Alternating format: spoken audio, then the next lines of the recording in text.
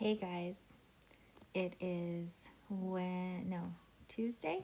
I think Tuesday, December 21st, I think.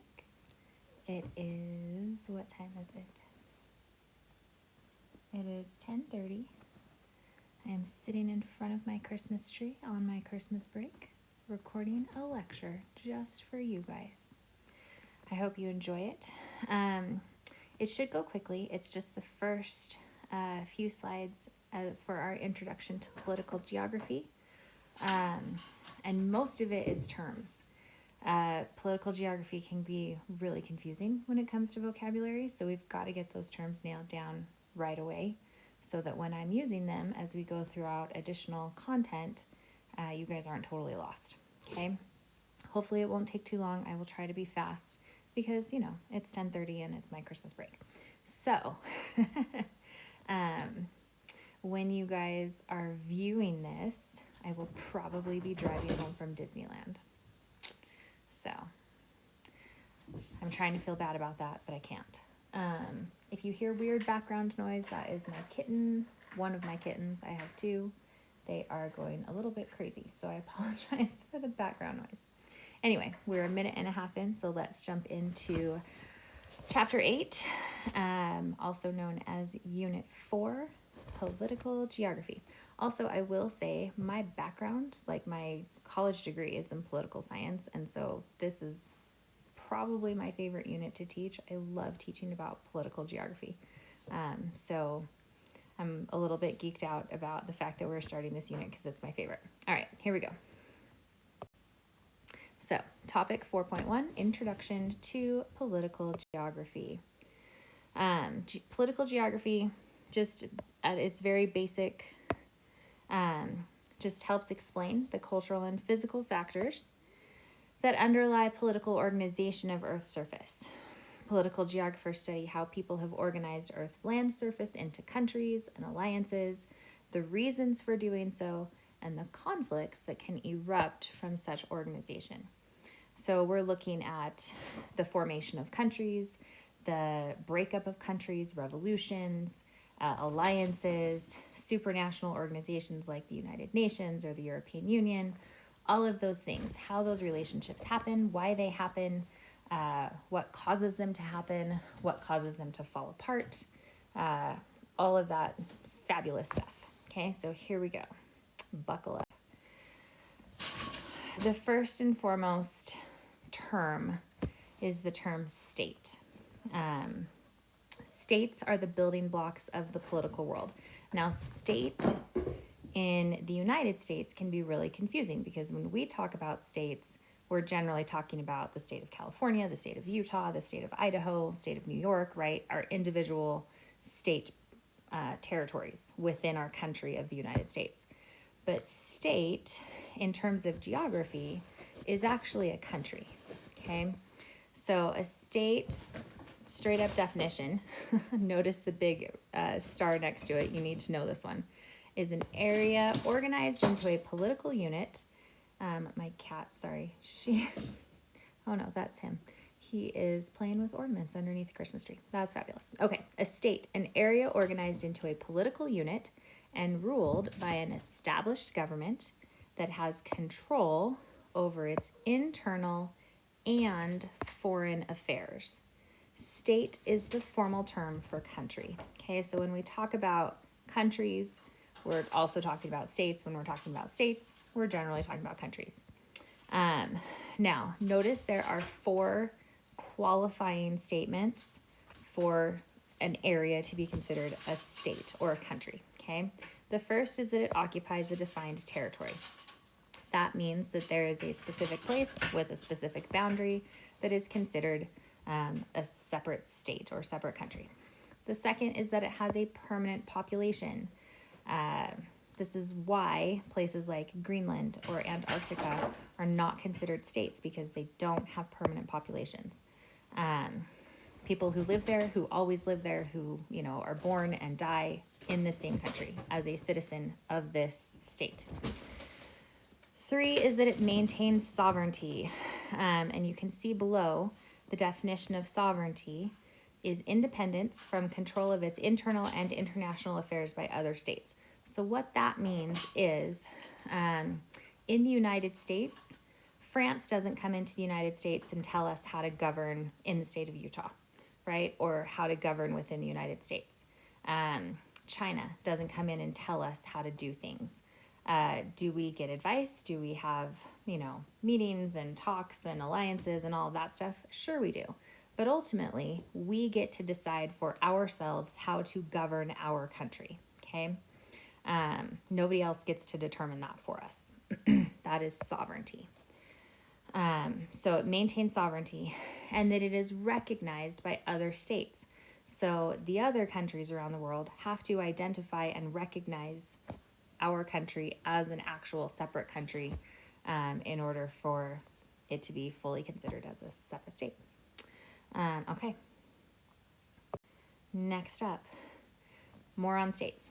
States are examples of formal or uniform regions because the entire territory is ruled by a common government, has common laws, has a military, right? It all has these similarities. So they are considered formal regions. Almost all land on Earth belongs to a state, okay? Now, that doesn't mean it is a state. It means it belongs to a state, okay? So, as of about the 1940s, that was not the case. Back in the 1940s, there were only about 50 countries in the entire world. Now, there are 193 member states of the United Nations, and there are additional states that many of the member states within the United States or the United Nations recognize as being separate states, but not all. And so that is why they have not been admitted into the United Nations. Okay, if you are interested in how it's broken out, you can look at the maps on page 266 and 267 in your book. There's a map of all the states in the United Nations, or that are recognized by the United Nations. So examples include exactly what you think, right? When you think of a country, that is what this is. South Africa, Canada, Vatican City. Notice Vatican City is a separate state. China, Australia, Peru, Costa Rica, Ireland, Belgium, they're all states. The United States, etc. Back to this slide really quickly. You might be thinking of some exceptions to these rules. We will get to those exceptions coming up, okay? Now, for those of you who have some interest or some background knowledge in foreign affairs, let me go. Nations. This is where things get super complicated and confusing because generally we think that a country and now a state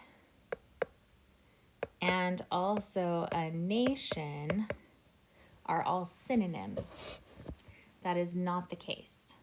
A country and state are synonyms, but they are not synonyms with nation, at least not geographically speaking, okay?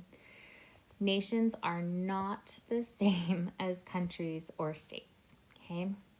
A nation, for our intents and purposes within our class of AP Human Geography, is considered a group of people, okay? Group of people who have certain things in common. Most of those things are the following, okay? They share a common cultural heritage. They have beliefs and values that unify them. They claim a particular space, okay? So they have claim to an actual physical location on the surface of the earth. Generally, it's based on the tradition of their culture, right? Going back generations kind of thing.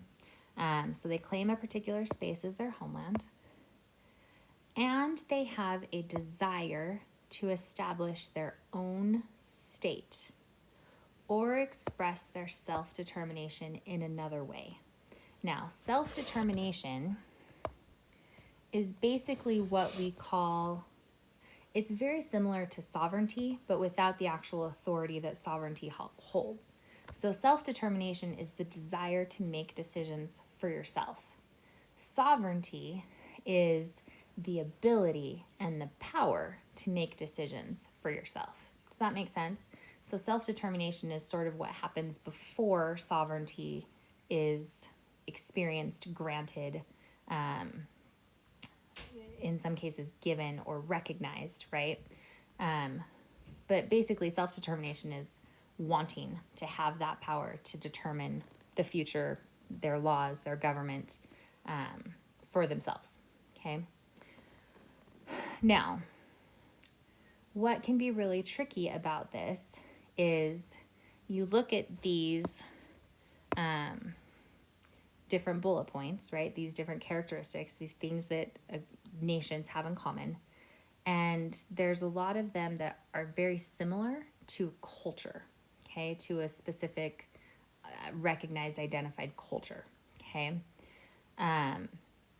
What's different between a culture and a nation is generally this last one, okay? There are hundreds, probably thousands of cultures in our world, but unless that culture is actively seeking to establish their own state, or have their self-determination recognized some other way, like maybe they don't want their own state, but they want more power or authority or recognition within the country that they live, or whatever, that kind of thing. If there's a culture that is not desiring that, then we talk about them simply as a culture. But if they are actively seeking to establish their own state or to express their self-determination in another way, generally a political way, that would set them apart as a nation, okay? Now, the examples that we have within our country and within our world, not our country, within our world, these are really good examples. These are not all of the examples, but these are the ones we will talk about, okay? So we've got the Palestinians, the Kurds, and Native American tribes. We are going to go through a couple of those now to help you better understand what that looks like. I think we talk about these guys when we talk about stateless nations. Yes, more terms, they get confusing. We'll keep going. Just kidding. We're going to talk about nation states. Don't worry, we'll circle back. So a nation state is a singular nation of people who fulfill the qualifications of a state. Okay, so consider a culture that is seeking to have self-determination. The borders of that culture happen to match up with the borders of a country. Okay, that is a nation state where everyone who lives within one country happens to also be part of one culture, national group. Okay. This does not exist in our world today. With as global as we are, with as heterogeneous as we are, with as well-traveled and well-connected as we are, there is no country on our planet today where 100% of the citizens within that country are part of the same nation. Okay, it just does not exist. But there are a couple that are close, and we are going to talk about those too. The best examples, or the closest we have to a nation state, is Japan is first. In the country of Japan, which you can see over here, my lovely little diagram or map. In the country of Japan, 99% of the total population of the country of Japan are Japanese. Okay. A strong national identity coupled with very, very, very strict immigration policies have maintained Japan as the closest we have to an actual nation state. Okay. The second is Iceland. Icelanders make up 94% of the total population. Scandinavian Vikings founded Iceland on an island that had no indigenous population, and today's Icelanders are descendants from those early Viking settlers. 94%. So it's close, but it's not 100%. Notice also, just side note, Japan and Iceland are both island nations. The idea that It's easier to maintain a homogeneous population if you are separated is very, I mean, there's a very strong correlation, right? It's harder to migrate across waters. It just is. It's not like I can get in my car and drive to Japan. It doesn't work like that, right? And so generally when people are moving, Japan, Iceland, other nation or island states, don't want to get you confused. Other island states are not on on people's list because migrating to them is much more difficult. And so it's easier to maintain homogeneous populations.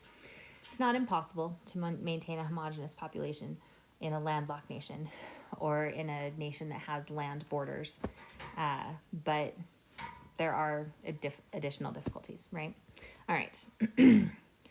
Now, you will also hear, I can't remember if it's in your book or not, but you'll probably hear as we discuss things, the Germans and the French also claim to be nation states.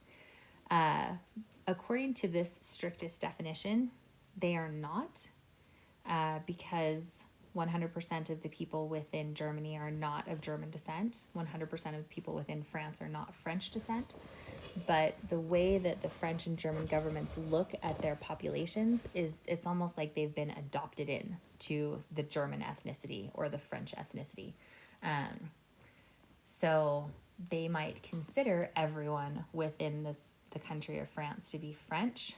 That is not actually the case. Okay. So we have to be careful when we are looking at various examples of nation states as to what definition they're using, right? Okay. So moving on. Nation states are desirable. This is the gold standard, right? This is what people want to achieve because of the self-determination piece, right? The concept that ethnicities have the right to govern themselves without interference, either from other ethnicities or from outside forces, right? Without interference in order to preserve and enhance distinctive cultural characteristics is very desirable, okay? They want self-determination. They want the right to govern themselves without interference so that they can preserve and enhance their culture. That's it. It makes sense. Also, which I'm sure we'll see as we get into this unit more thoroughly, but when we get into multi-nation states, things get complicated, right? We just went through an entire unit on ethnicity, and we just did a whole activity where we talked about ethnic conflict, because when ethnicities mix, things can get complicated. Things can get violent. Things can become deadly. Things can become really, really bad for a lot of parties involved. And so the idea of a nation state removes all of those complications, which is why people are striving to achieve that. Now, you guys have just finished watching Once Brothers.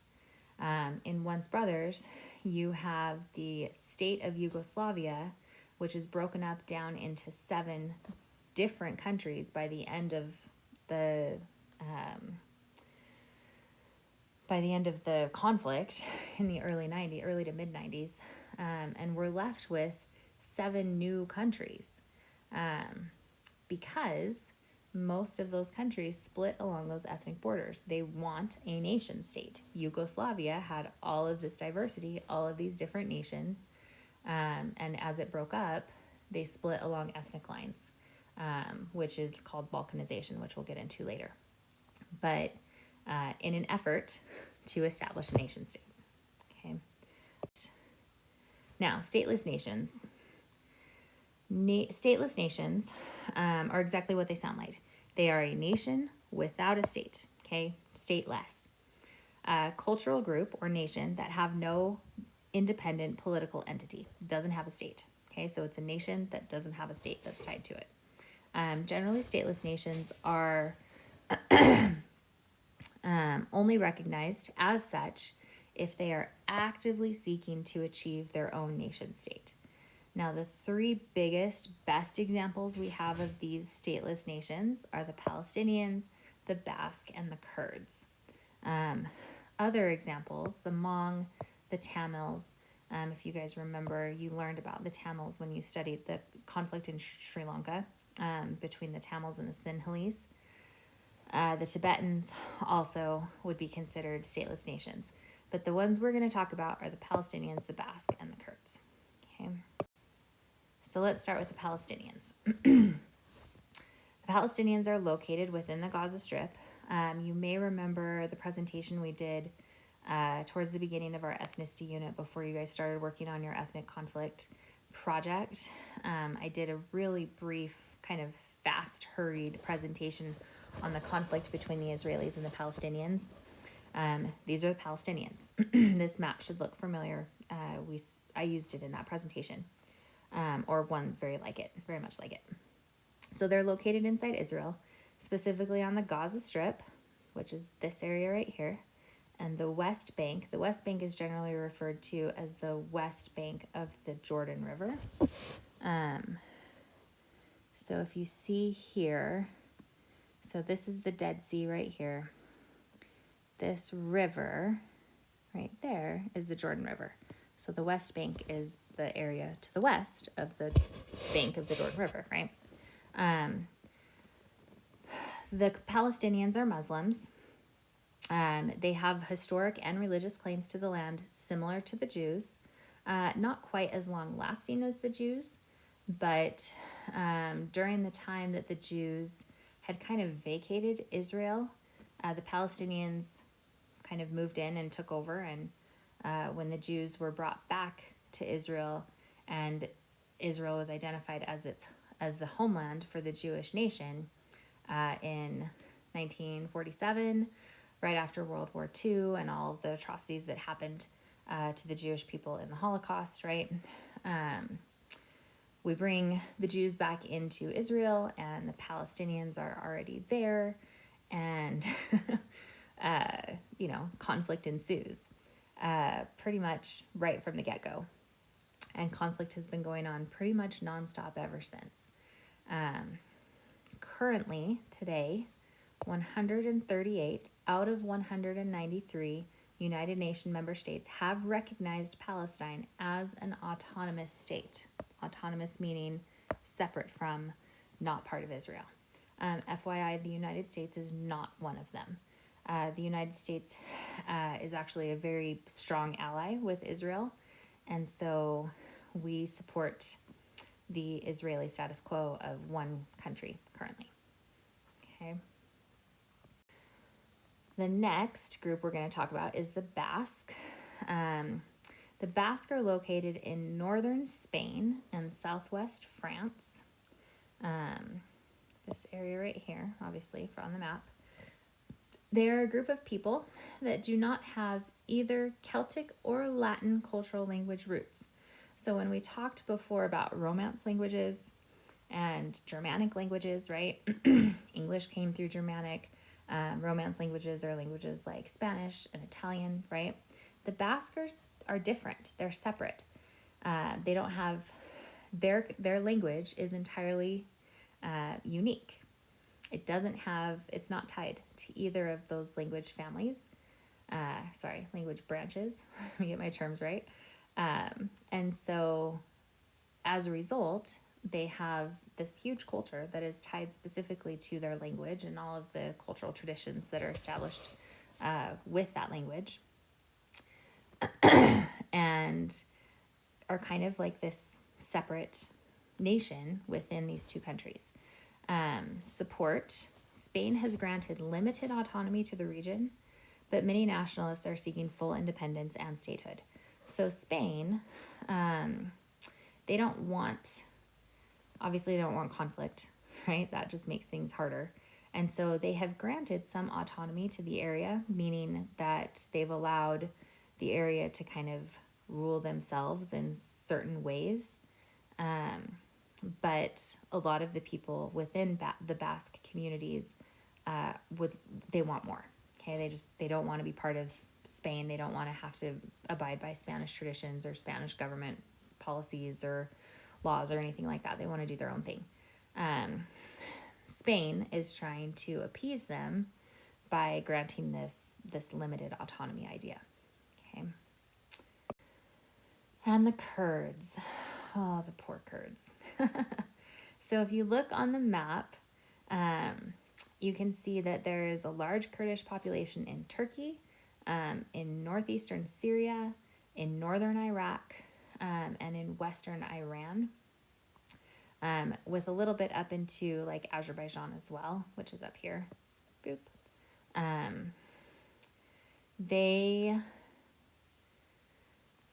So context, 25 to 30 million people in the region.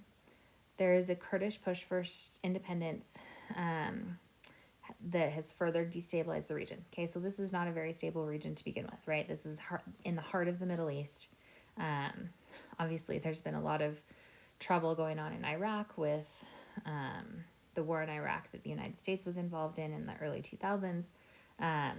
Obviously, with ISIS taking over a lot of Syrian territory, there's issues there. Iran is a whole nother ballgame. We've had problems with Iran for years. Anyway, this is not a very stable region, and it is not a very friendly region to the United States. The Kurds are a nation. They have been a nation for generations, hundreds of years. Ethnic group, right? In the 70s and 80s, Saddam Hussein, who was the president of Iraq at the time, he was developing chemical weapons, and he tested them out on the Kurdish population in the northern parts of his country. So the Kurds have been through a lot. They have always wanted their own country for decades, generations. They have been fighting for their own country. At one point in time, there actually was an independent Kurdistan kind of on the books or in the works right after World War I ended, but it was ultimately swallowed up by a territory that Turkey took. A semi-autonomous Kurdistan has existed in Iraq since 2003, which is when the United States ousted Saddam Hussein.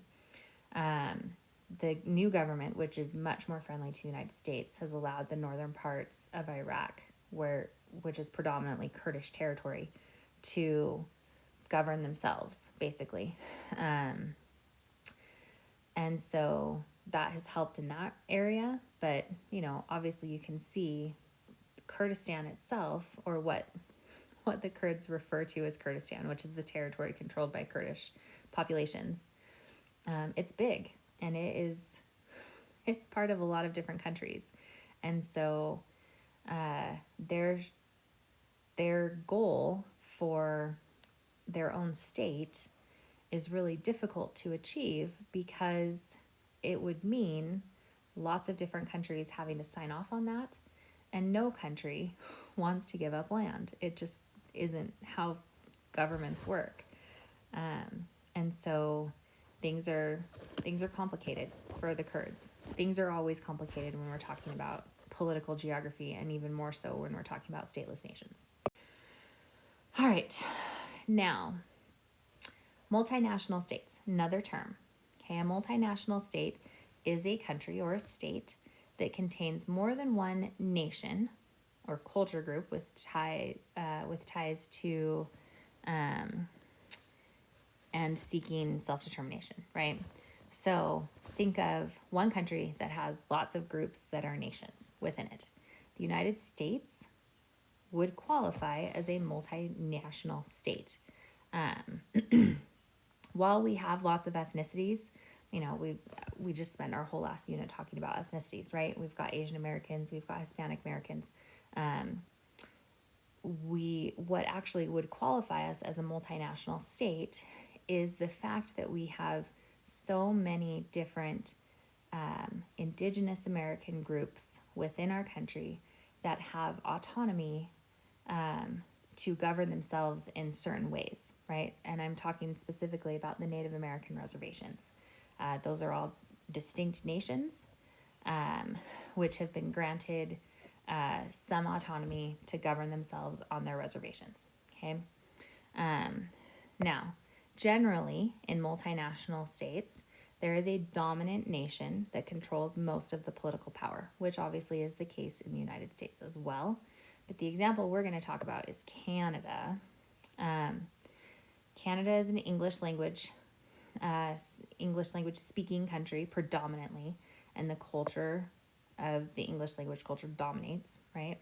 25% of Canadians, however, speak French. They live in Quebec mostly. We've talked about this when we talked about chapter 5 when we went over languages, right?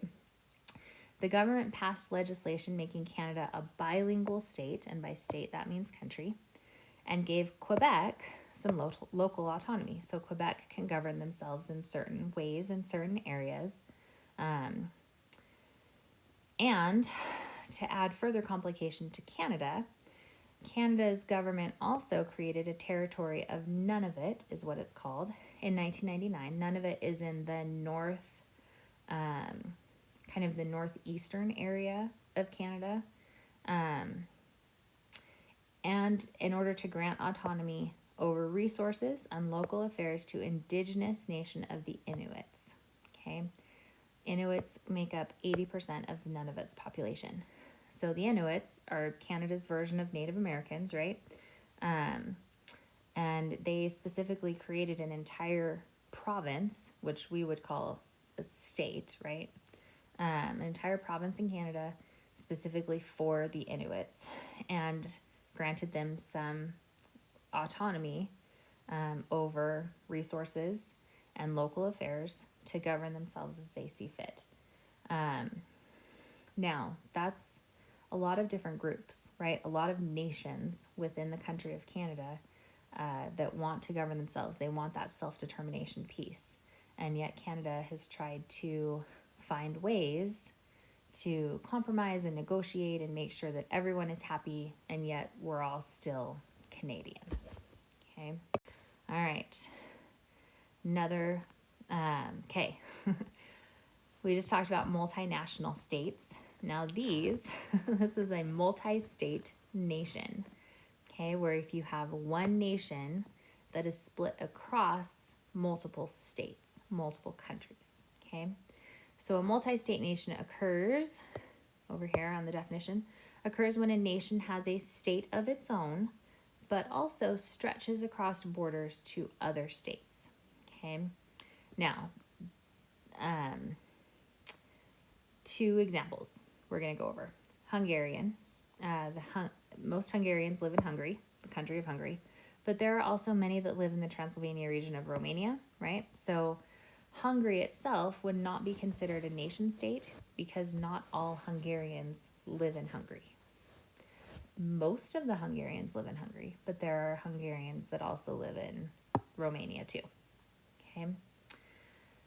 Korea, the Korean peninsula specifically, is another really good example. So the Korean nation is divided between two states, the Democratic People's Republic of Korea, which most people refer to as North Korea, and the Republic of Korea, which most people refer to as South Korea. But there are also large numbers of Koreans that live in China and that also live in the United States. But even if you look just on the Korean peninsula, everyone on the Korean peninsula for the most part is Korean. But you have the Koreans that live in North Korea and the Koreans that live in South Korea. So you have one ethnicity, one nation that is split between two states. All right. Talking more about Korea. A little more context for Korea specifically, some background. So after Japan, so we're talking World War II now, okay? After Japan was defeated in World War II, Korea, which had been under Japanese occupation during World War II, Korea was divided into two occupation zones by the United States and the Soviet Union. The division was made at the parallel, the latitude line, 38 degrees north latitude, and is now referred to as the DMZ, or the Demilitarized Zone. It's 250 kilometers long. It's 4 kilometers wide. Beyond the zone is one of the most heavily guarded borders in the world. There we have active military that go and guard the border. You've probably seen pictures of the main I don't want to call it a gate, but it's almost like I don't even know what to call it, the base where the south meets the north, and there's all these funny buildings, and the North Koreans are staring down the South Koreans, and the South Koreans and the Americans are staring down the North Koreans, and we're guarding the border, basically. North Korea invaded South Korea in 1950. This was what started the Korean War. North Korea was actually seeking to reunify with South Korea. Notice this is about 5 years after World War II ended, and after they split into these two occupation zones. But nobody gained any ground. So after 3 years, a ceasefire was agreed upon near the 38th parallel, and the Korean War ended in a stalemate. Nobody really gained any ground. The Korean War is a really good example of what's called a surrogate war, which we'll talk about later on in the unit. But a surrogate war is basically where two sides that aren't fighting but are supporting other sides. So this is during the Cold War, where the United States and the Soviet Union were kind of on opposite sides. And while the United States and the Soviet Union never directly fought each other, we fought through other countries all the time. So Korea would have been the perfect example of a surrogate war, because the Soviet Union supported North Korea, the United States supported South Korea, and so we never directly fought against the Soviet Union, but we supported opposite sides in the conflict. Okay. So the Korean nation was split primarily between two countries, North Korea, South Korea, still today. FYI, the Korean War technically has not ended. A ceasefire was agreed upon. A stalemate was decided upon, but the war has never actually officially ended. Now, this is a satellite picture of the Korean Peninsula. You can see South Korea. This is South Korea. This right here is Seoul, South Korea, which is the capital of South Korea. Notice it's fairly close to the border. This is not water. This is North Korea. This is what happens when you side with the Soviet Union and communism. You do not develop nearly as fast as if you are a democratic capitalist country like South Korea. This right here is their capital of Pyongyang. So there you go. All right, tell from this picture if they don't even have electricity, right? Moving on. Oh, just kidding. Oh, this is just what I just told you. So both governments, still to this day, are committed to reunification, but obviously they both have different ideas of what that means. In 2000, they agreed to exchange visits of families separated for more than 50 years, and for increased economic cooperation. There has been some movement in cooperation between North Korea and South Korea, even just in the last 5 to 10 years. Both countries were admitted into the UN in 1992. North Korea and South Korea competed together under one flag in the most recent Winter Olympics in South Korea, which would have been, 2018. Progress slowed by North Korea's decision to build nuclear weapons, which Kim Jong-un is still dedicated to. However, they want nuclear weapons, but the country can't provide its citizens with basic needs, which is still the case today. Obviously, all right, moving on. We are almost there. I think this is our last slide. So autonomous and semi-autonomous regions. We've talked a little bit about autonomy, right? Granting certain areas autonomy, certain nations autonomy within a state. This just goes into a little bit more detail with that autonomy piece. So an autonomous region is a defined area within a state that has a high degree of self-government and freedom from its parent state, often granted to geographically, ethnically, or culturally distinct areas. So this would be the Basque, right? This would be the French in Canada. This would be Native American tribes. This would be the Inuit, right? All of that gets autonomy or some version of autonomy. Semi-autonomous region is a defined area within a state with some degree of self-government and freedom from its parent state. Now, when we think about autonomous versus semi-autonomous, there is no hard and fast rule. It's almost more of a gradation or a scale, right? A sliding scale. The more freedom you have from your parent state, the more autonomous you are. The more control the parent state has over your region or your decisions or your governing abilities, the less autonomous you are. You're more in the semi-autonomous region, right? But there's no like, these countries or these groups are autonomous, these countries are semi-autonomous. That isn't how it works. It's just looking at the situation and determining how much autonomy is experienced by that particular nation. However, it does give examples in your book. So the example that it gives for autonomous is the Åland Islands. They're a group of islands in the Baltic Sea, which is sort of up north by where Scandinavia is in Europe.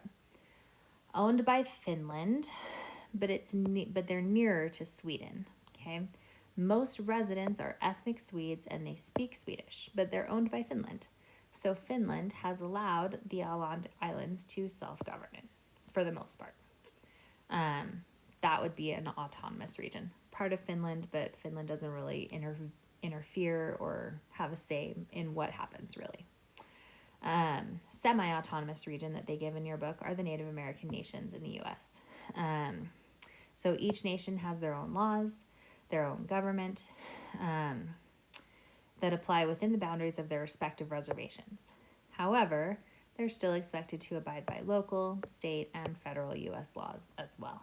Okay, so they can make rules, make laws, policies, procedures, all that stuff that apply to the people within the reservation and anyone who comes on the reservation.